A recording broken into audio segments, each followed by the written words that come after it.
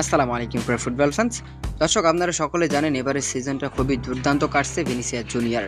মূলত Vinicius junior champions league, তারপর লা লিগা, অন্যান্য যেসব টুর্নামেন্ট আছে সব টুর্নামেন্টে কিন্তু নিজেকে খুব ভালোভাবেই মেলে ধরেছে এবারের সিজনে একের পর এক গোল অ্যাসিস্ট করেছেন এবং সর্বশেষ বায়ার্ন মিউনিখের বিপক্ষে চ্যাম্পিয়ন্স লিগের সেমিফাইনালে দুর্দান্ত 2টি গোল করেছেন ভিনিসিয়াস জুনিয়র।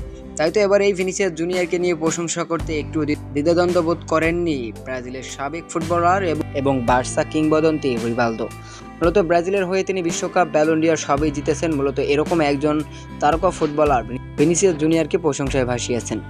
মূলত রিভালদো ঠিক কি বলেছেন চলুন আমরা একটু দেখি।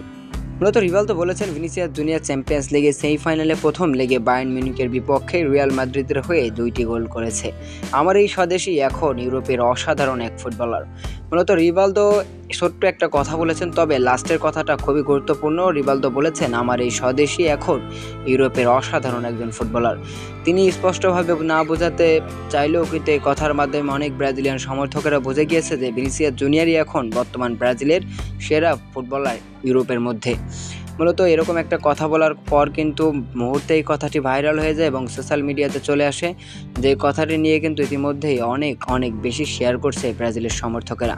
তো দর্শক, আপনাদের কাছেও একটা কথা বলবো আজকে, যে আপনারা যারা এই ভিডিওটি দেখছেন অবশ্যই আপনারা এই ভিডিওটি শেয়ার করবেন আপনার ব্রাজিলিয়ান ফ্যান বন্ধুদের কাছে।